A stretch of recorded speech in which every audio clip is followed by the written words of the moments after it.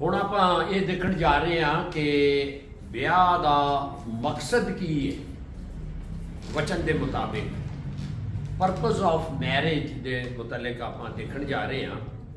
ਤੇ ਲਾਸਟ ਆਪਣਾ ਰਿਕਾਰਡਿੰਗ ਵਿੱਚ ਅਸਾਂ ਇਹ ਵੇਖਿਆ ਸੀ ਕਿ ਯਹੋਵਾ ਪਰਮੇਸ਼ਵਰ ਨੇ ਬਾਗ ਜਿਹੜਾ ਅਦਨ ਦਾ ਬਾਗ ਹੈ ਉਹਦੇ ਵਿੱਚ ਦੋ ਅਦਾਰੇ ਜਾਂ ਦੋ ਸੰਸਥਾ ਜਿਹੜੇ ਸਨ ਉਹ ਕਾਇਮ ਕੀਤੇ ਸਨ। ਤੇ ਇੱਕ ਇਹ ਸੀ ਪਤੀ ਤੇ ਪਤਨੀ ਹੋਣਾ, ਯਾਨੀ ਕਿ ਵਿਆਹ ਇਹ ਵੇ। ਫਿਰ ਦੂਜਾ ਜਿਹੜਾ ਸੀ ਉਹ ਬੱਚਿਆਂ ਦੀ ਪਰਵਰਿਸ਼ ਜਾਂ ਪਾਲਣ ਪੋਸ਼ਣ ਦੇ ਮੁਤਲਕ ਦੇਖਿਆ ਸੀ, ਯਾਨੀ ਮਾਂ ਪਿਓ ਹੋਣਾ, ਜਿਹਨੂੰ ਅਸੀਂ ਆਪਣਾ ਕਹਿੰਦੇ ਹਾਂ ਕਿ ਘਰਾਣਾ।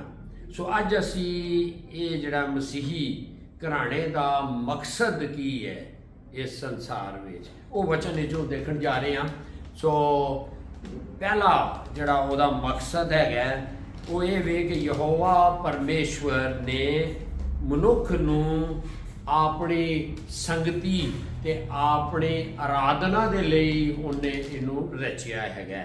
ਸੋ ਆਪਾਂ ਪੜਾਂਗੇ ਯਸਾਇਆ 43 ਦੀ 21 ਦੇ ਵਿੱਚ ਉਹ ਇਹ ਵੇ ਕਿ ਮੈਂ ਇਹਨਾਂ ਲੋਕਾਂ ਨੂੰ ਆਪਣੇ ਲਈ ਬਣਾਇਆ ਕਿ ਇਹ ਮੇਰੀ ਮਹਿਮਾ ਕਰ। ਯਸ਼ਾਇਆ ਦੀ ਕਿਤਾਬ ਉਹਦਾ 43 ਚੈਪਟਰ ਉਹਦੀ 21 ਆਇਤ ਦੇ ਵਿੱਚ ਲਿਖਿਆ ਹੈ ਕਿ ਮੈਂ ਇਸ ਪਰਜਾ ਨੂੰ ਆਪਣੇ ਲਈ ਸਾਜਿਆ ਕਿ ਉਹ ਮੇਰੀ ਉਸਤਤ ਦਾ ਵਰਣਨ ਕਰੇ। ਤੇ ਨਾਲ ਹੀ ਆਪਾਂ ਪੜ ਲਾਂਗੇ ਉਤਪੋਤ 3 ਦੀ 8 ਵਿੱਚ ਕਿਸ ਤਰ੍ਹਾਂ ਜਿਹੜਾ ਹੈ ਇਹ ਯਹੋਵਾ ਪਰਮੇਸ਼ਵਰ ਜਿਹੜਾ ਹੈ ਉਹ ਸ਼ਾਮ ਦੇ ਵੇਲੇ ਇਹਨਾਂ ਦੇ ਨਾਲ ਸੰਗਤੀ ਕਰਨ ਆਉਂਦਾ ਸੀ। ਤੇ ਉਤਪਤ ਉਹਦਾ ਤੀਸਰਾ ਉਹਦੀ 8 ਦੇ ਵਿੱਚ ਲਿਖਿਆ ਹੈ ਤਾਂ ਉਹਨਾਂ ਨੇ ਯਹੋਵਾ ਪਰਮੇਸ਼ਰ ਦੀ ਆਵਾਜ਼ ਸੁਣੀ ਜਦੋਂ ਬਾਗ ਵਿੱਚ ਠੰਡੇ ਵੇਲੇ ਫਿਰਦਾ ਸੀ, ਅਤੇ ਉਸ ਮਰਦ ਅਤੇ ਉਹਦੀ ਤੀਵੀਂ ਨੇ ਬਾਗ ਦੇ ਬਿਰਛਾਂ ਦੇ ਵਿਚਕਾਰ ਯਹੋਵਾ ਪਰਮੇਸ਼ਰ ਦੇ ਸਾਹਮਣੇ ਆਪਣੇ ਆਪ ਨੂੰ ਲੁਕਾਇਆ। ਹਾਲੇਲੂਇਆ। ਪ੍ਰਭੂ ਦੇ ਵਚਨ ਦੇ ਪੜੇ ਸੁਣੇ ਤੇ ਸਮਝੇ ਜਾਣੇ ਤੇ ਉਹਦੀ ਕਿਰਪਾ ਇੰਜੀ ਰਵੇ। ਸੋ ਮਸੀਹੀ ਘਰਾਣੇ ਦਾ ਮਕਸਦ ਜਿਹੜਾ ਹੈ ਉਹ ਇਹ ਵੇ ਕਿ ਅਸੀਂ ਯਹੋਵਾ ਪਰਮੇਸ਼ਵਰ ਦੇ ਗਵਾਹ ਬਣਦੇ ਰਹੀਏ, ਜਿਹਦੇ ਲਈ ਆਪਾਂ ਪੜਾਂਗੇ ਯਸ਼ੂਆ ਦੀ ਕਿਤਾਬ ਹੈ ਉਹਦੀ 24 ਪਾਠ ਦੀ 15 ਜਿਹੜੀ ਹੈ ਸਾਡੇ ਸਾਹਮਣੇ ਪੜੀ ਜਾਏਗੀ। ਯਸ਼ੂਆ 24 ਉਹਦੀ 15 ਆਇਤ ਦੇ ਵਿੱਚ ਲਿਖਿਆ ਹੈ ਅਤੇ ਜੇ ਤੁਹਾਡੀ ਨਿਗਾਹ ਵਿੱਚ ਯਹੋਵਾ ਦੀ ਉਪਾਸਨਾ ਬੁਰੀ ਹੈ ਤਾਂ ਅੱਜ ਤੁਸੀਂ ਉਸ ਨੂੰ ਚੁਣ ਲਓ ਜਿਹਦੀ ਉਪਾਸਨਾ ਤੁਸੀਂ ਕਰੋਗੇ, ਭਾਵੇਂ ਉਹ ਦੇਵਤੇ ਜਿਨ੍ਹਾਂ ਦੀ ਤੁਹਾਡੇ ਪਿਓ ਦਾਦਿਆਂ ਜਦ ਉਹ ਦਰਿਆ ਪਾਸ ਸਨ ਉਪਾਸਨਾ ਕਰਦੇ ਸਨ, ਭਾਵੇਂ ਅਮੋਰੀਆਂ ਦੇ ਦੇਵਤਿਆਂ ਦੀ ਜਿਨ੍ਹਾਂ ਦੇ ਦੇਸ਼ ਵਿੱਚ ਤੁਸੀਂ ਵਸਦੇ ਹੋ, ਪਰ ਮੈਂ ਅਤੇ ਮੇਰਾ ਘਰਾਣਾ ਤਾਂ ਯਹੋਵਾ ਹੀ ਦੀ ਉਪਾਸਨਾ। Hallelujah hallelujah. ਸੋ ਦੂਜਾ ਮਕਸਦ ਜਿਹੜਾ ਹੈਗਾ ਉਹ ਪ੍ਰਭੂ ਪਰਮੇਸ਼ਵਰ ਜਿਹੜੇ ਨੇ ਉਹ ਇਹ ਚਾਹੁੰਦੇ ਨੇ ਕਿ ਜਿਹੜੇ ਮਨੁੱਖ ਹੈ ਉਹਨਾਂ ਦੀ ਨਸਲ ਜਿਹੜੀ ਹੈ ਉਹ ਵੱਧਦੀ ਜਾਏ ਤੇ ਨਾਲੇ ਕਾਇਮ ਰਹੇ। ਜਿਵੇਂ ਪੰਛੀ ਹੈਗੇ ਨੇ, ਜੰਤੂ ਨੇ, ਜਾਨਵਰ ਨੇ, ਘਾਹ ਦਰਖਤ, ਇਹ ਆਪਣੇ ਅੰਦਰ ਇੱਕ ਬੀਜ ਰੱਖਦੇ ਨੇ ਤਾਂ ਜੇ ਉਹਨਾਂ ਦੀ ਨਸਲ ਕਾਇਮ ਰਹੇ। ਇਵੇਂ ਹੀ ਜਿਹੜਾ ਹੈ ਉਹ ਯਹੋਵਾ ਪਰਮੇਸ਼ਵਰ ਨੇ ਜਿਹੜਾ ਹੈ ਪਤੀ ਤੇ ਪਤਨੀ ਨੂੰ ਨਰ ਤੇ ਨਾਰੀ ਬਣਾ ਦਿੱਤਾ ਤਾਂ ਜੇ ਉਹ ਆਪਸ ਵਿੱਚ ਇੱਕ ਪਵਿੱਤਰ ਰਿਸ਼ਤੇ ਦੇ ਵਿੱਚ ਗਣਦਿਆਂ ਹੋਇਆਂ ਇੱਕ ਇਹੋ ਜੀ ਨਸਲ ਪੈਦਾ ਕਰਨ ਤੇ ਜਿਹਦੇ ਵਸੀਲੇ ਨਾਲ ਇਹ ਧਰਤੀ ਜਿਹੜੀ ਹੈ ਇਹ ਭਰੀ ਜਾਵੇ। ਉਤਪੁੱਤ ਫਿਰ ਪੜਾਂਗੇ ਆਪਾਂ ਉਤਪੁੱਤ ਪਹਿਲੇ ਪਾਠ ਦੀ 27 ਤੇ 28 ਦੇ ਵਿੱਚ ਇਹ ਗੱਲ ਕਿੰਜ ਲਿਖੀ ਦੀ ਹੈ। ਉਤਪਤ ਉਹਦਾ 1 ਚੈਪਟਰ ਉਹਦੀ 27 ਤੇ 28 ਆਇਤ ਦੇ ਵਿੱਚ ਲਿਖਿਆ ਹੈ ਸੋ ਪਰਮੇਸ਼ਰ ਨੇ ਆਦਮੀ ਨੂੰ ਆਪਣੇ ਸਰੂਪ ਉੱਤੇ ਉਤਪਤ ਕੀਤਾ, ਪਰਮੇਸ਼ਰ ਦੇ ਸਰੂਪ ਉੱਤੇ ਉਹਨੂੰ ਉਤਪਤ ਕੀਤਾ, ਨਰ ਨਾਰੀ ਉਸਨੇ ਉਹਨਾਂ ਨੂੰ ਉਤਪਤ ਕੀਤਾ। ਪਰਮੇਸ਼ਰ ਨੇ ਉਹਨਾਂ ਨੂੰ ਆਸ਼ੀਸ਼ ਦਿੱਤੀ ਅਤੇ ਪਰਮੇਸ਼ਰ ਨੇ ਉਹਨਾਂ ਨੂੰ ਆਖਿਆ ਕਿ ਫਲੋ ਅਤੇ ਵਧੋ ਅਤੇ ਧਰਤੀ ਨੂੰ ਭਰ ਦਿਓ ਅਤੇ ਉਹਨੂੰ ਆਪਣੇ ਵਸ ਵਿੱਚ ਕਰੋ ਅਤੇ ਸਮੁੰਦਰ ਦੀਆਂ ਮੱਛੀਆਂ ਉੱਤੇ ਅਤੇ ਆਕਾਸ਼ ਦੇ ਪੰਛੀਆਂ ਉੱਤੇ ਅਤੇ ਸਾਰੀ ਧਰਤੀ ਉੱਪਰ ਕਿਸਮ ਵਾਲਿਆਂ ਜੀਆਂ ਉੱਤੇ ਰਾਜ ਕਰੋ। Hallelujah, praise the Lord.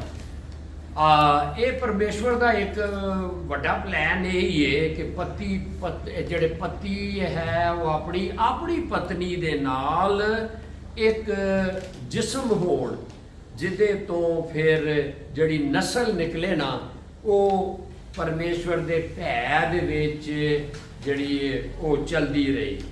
ਇਸ ਲਈ ਵਚਨ ਵਿੱਚ ਲਿਖਿਆ ਹੈ ਕਿ ਵਿਆਹ ਕਰਨਾ ਜਿਹੜਾ ਹੈ ਉਹ ਸਭਨਾਂ ਦੇ ਵਿੱਚ ਆਦਰ ਦੀ ਗੱਲ ਮੰਨੀ ਜਾਏ।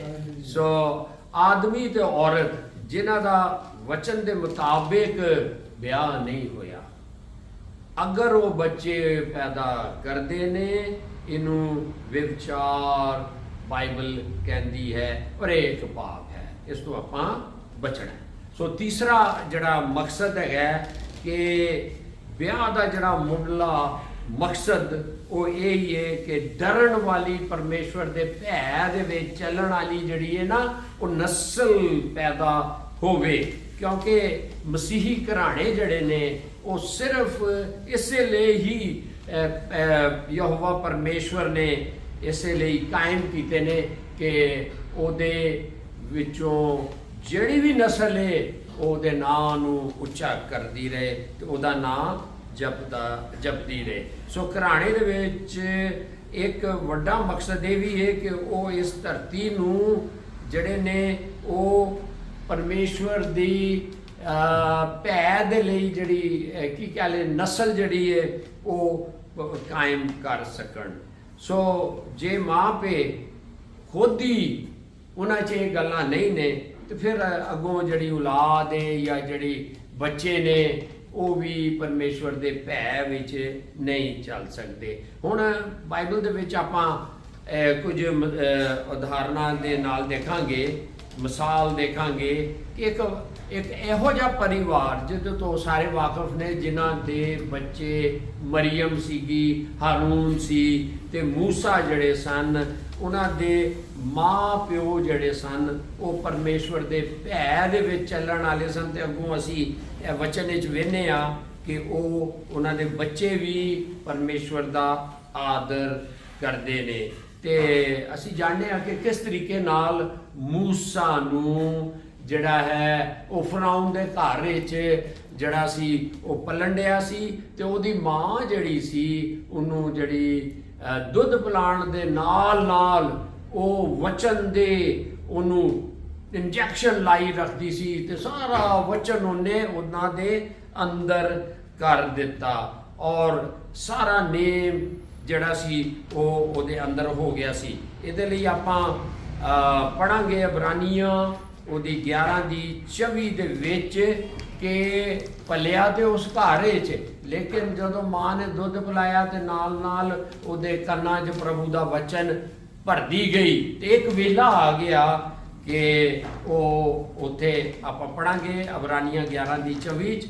ਇਬਰਾਨੀਆਂ 11:24 ਦੇ ਵਿੱਚ ਲਿਖਿਆ ਹੈ, ਨਿਹਚਾ ਨਾਲ ਮੂਸਾ ਨੇ ਜਦ ਸਿਆਣਾ ਹੋਇਆ ਤਾਂ ਫਰਾਉਨ ਦੀ ਧੀ ਦਾ ਪੁੱਤਰ ਖਵਾਉਣ ਤੋਂ ਇਨਕਾਰ ਕੀਤਾ। ਇਹ ਗੱਲ ਹੈ, ਯਾਨੀ ਉਹਦੇ ਅੰਦਰ ਪਰਮੇਸ਼ਵਰ ਦਾ ਭੈ ਸੀ ਔਰ ਉਹ ਵਚਨ ਜਿਹੜਾ ਸੀ ਉਹਦੇ ਅੰਦਰ ਹੀ ਕਿਸ ਤਰੀਕੇ ਨਾਲ ਉਹ ਨਿਕਲ ਗਿਆ। ਸੋ ਮਸੀਹੀ ਜਿਹੜੇ ਮਾਂ ਪੇ ਨੇ ਆਪਣੀ ਰੂਹਾਨੀ ਖੂਬੀਆਂ ਜਿਹੜੀਆਂ ਨੇ ਉਹ ਆਪਣੇ ਬੱਚਿਆਂ ਦੇ ਵਿੱਚ ਚਾਹੀਦਾ ਹੈ ਕਿ ਉਹ ਟ੍ਰਾਂਸਫਰ ਕਰਦੇ ਰਹਿਣ, ਜਿਵੇਂ ਕਿ ਮੂਸਾ ਦੇ ਮਾਂ ਪੇ ਨੇ ਜਿਹੜੀ ਨੇਮੇ ਤੋਰਾ ਉਹਦੇ ਅੰਦਰ ਕਰ ਦਿੱਤਾ ਸੀਗਾ। ਇੱਕ ਹੋਰ ਆਪਾਂ ਐਗਜ਼ਾਮਪਲ ਜਾਂ ਮਿਸਾਲ ਵੇਖਾਂਗੇ ਤੇ ਮਰੀਮ ਤੇ ਯੂਸਫ ਦੀ ਮਿਸਾਲ ਹੈ।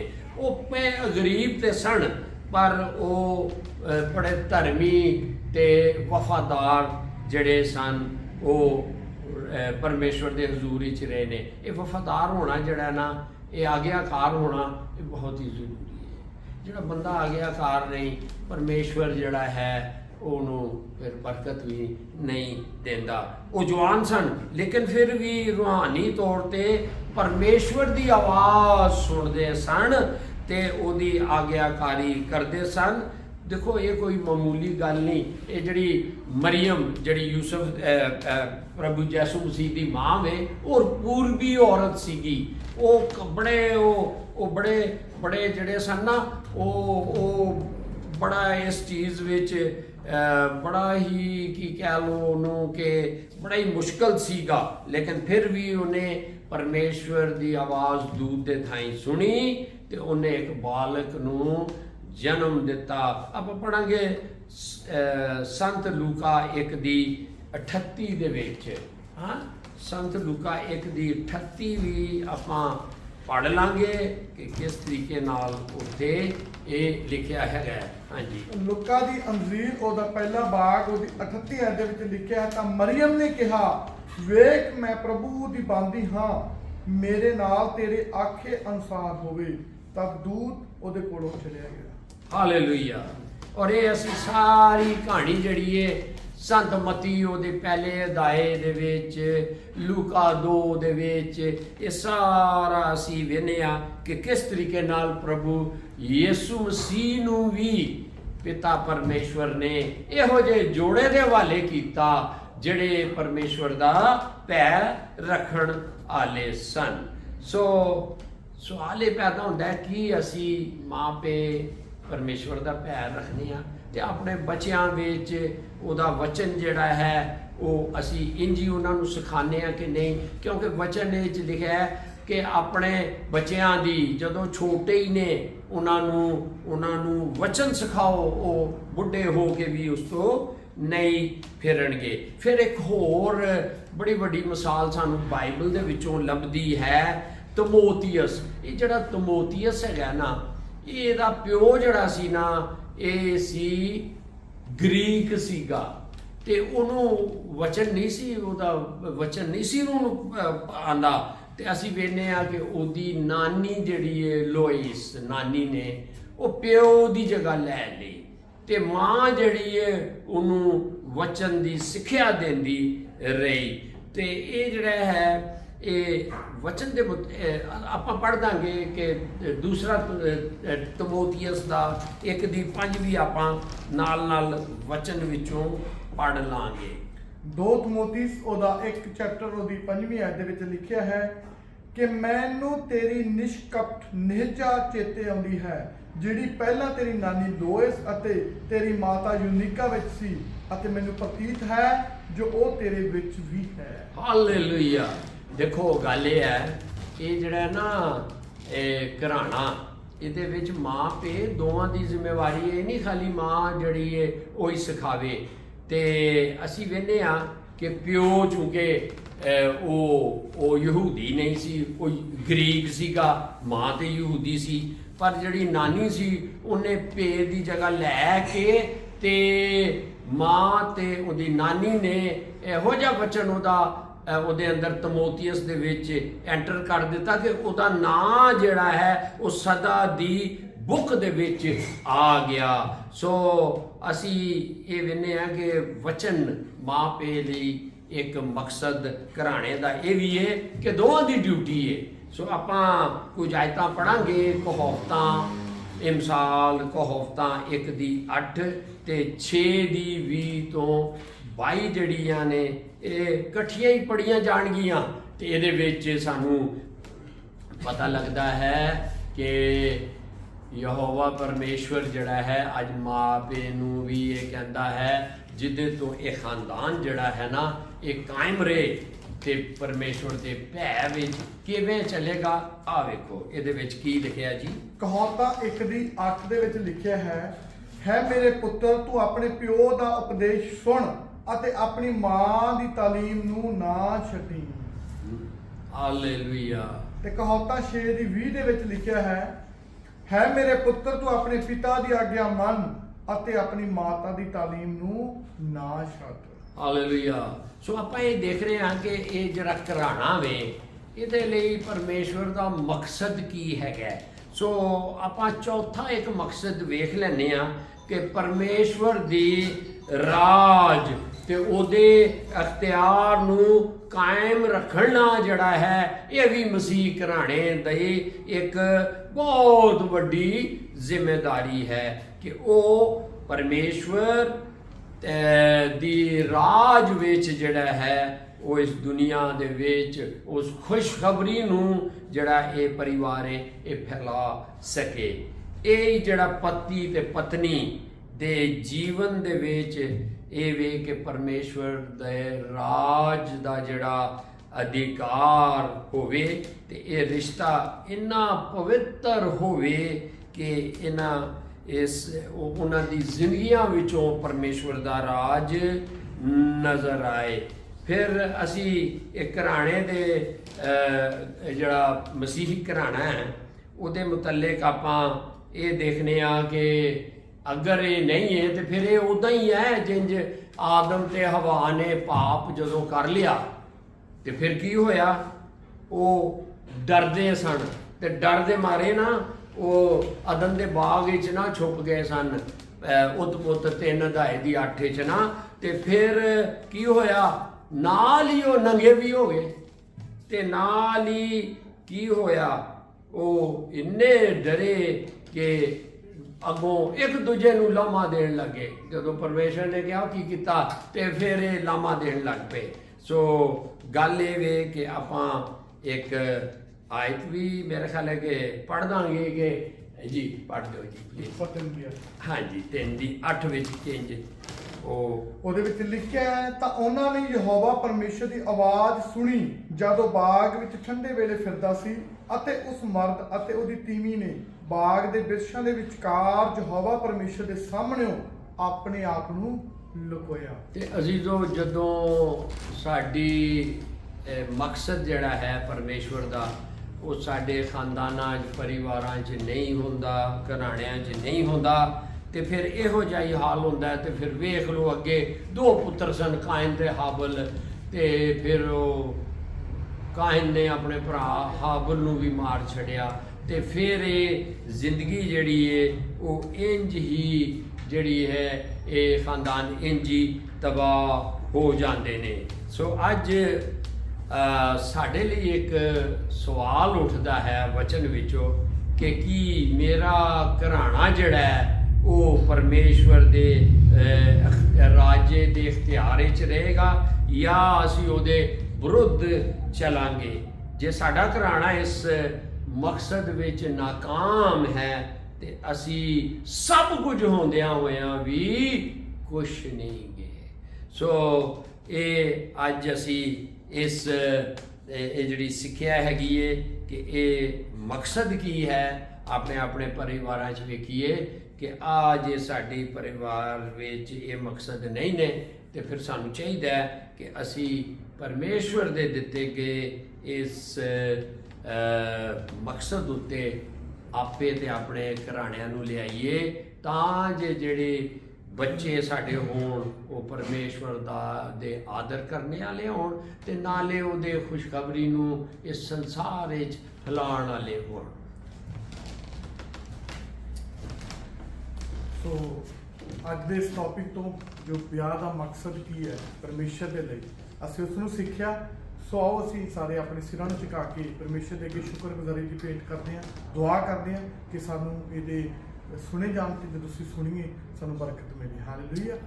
ਸੋ ਪਰਮੇਸ਼ਰ ਯਹੋਵਾ ਮੇਰੇ ਪਿਤਾ, ਮੇਰੇ ਯਾਦੀ ਖੁਦਾਵੰਦ ਖੁਦਾ, तेरी तारीफ करते हैं, तेरे नाम की वडाई करते हैं परमेश्वर खुदावंद खुदा, कि जो भी मेरे भैन भरा परमेश्वर खुदावंद इस वीडियो में देखन, जो तेरे दास ने परमेश्वर सिखाया सानू विआह के मकसद के बारे खुदावंद खुदा, असी तेरा शुक्रगुजारी करते हैं परमेश्वर खुदावंद खुदा, तेरा धन्यवाद करते हैं कि परमेश्वर खुदावंद खुदा तुसीं इन्हां चीज़ों दे विच साडा साथ दिता वचन पढ़न विच ते परमेश्वर खुदावंद खुदा हर एक चीज़ दे विच तेरी पवित्र आत्मा की अगवाई दे नाल खुदावंद खुदा ते असीं परमेश्वर खुदावंद खुदा इस तरह सीखते जाइए ते अपने विआहिक जीवन नूं होर भी मजबूत करते जाइए। प्रभु यीशु मसीह दे नाम दे विच मंगदे हां, आमीन आमीन।